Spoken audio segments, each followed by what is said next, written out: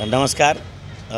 मी एवढंच सांगू इच्छितो की बाबा गेल्या 5 वर्षे आपण जे बाहेरचे पालकमंत्री होते त्याचा अनुभव सोलापूरकरांना फार आहे.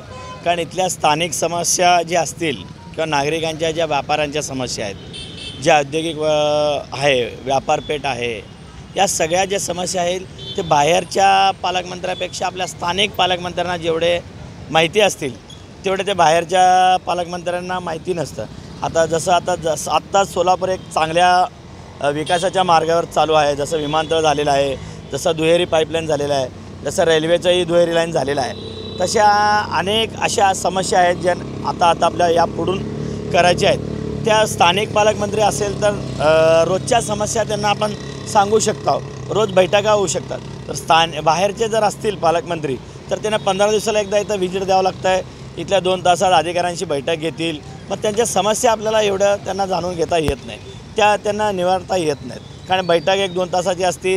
जे अधिकारी सांगितले असतील त्यावर त्यांनी विचार करतील, मग निघून जातील. त्यापेक्षा स्थानिक जे असतील ते रोज आपल्या अधिकाऱ्यांशी भेटून, इथल्या नागरिकांशी भेटून जे समस्या सोडवतील ते अधिक जास्त मला फायदेशीर होईल. असं त्यासाठी आपल्याला सोलापूरचंच पालकमंत्री द्यावं अशी आम्ही विनंती करतो. खरं तर जिल्ह्यामध्ये 11 मतदारसंघ आहेत आणि 5 ठिकाणी महायुतीचे उमेदवार जे आहेत ते निवडून गेलेले आहेत. नक्की कोण पालकमंत्री व्हावं असं तुम्हाला वाटतं? आता सध्याचा तर आता आपण पाहतो आणि अनुभव जरी पाहिला तर 2014 ते 2019 जे आमचे आमदार विजयकुमार देशमुख जे आहेत त्यांना फार अनुभव आहे आणि त्यांचा संपर्कही जिल्ह्याभरात त्यांचं चांगलं नेत्यांशी जुळवून आणि सगळ्याशी आपुलकी आणि सगळ्याचा विकास जे आत्तापर्यंत त्यांनी जे 5 वर्षात केलेत 14 ते 19पर्यंत, परत एकदा त्यांना पालकमंत्रीपद मिळावं अशी आम्ही आशा बाळगतो.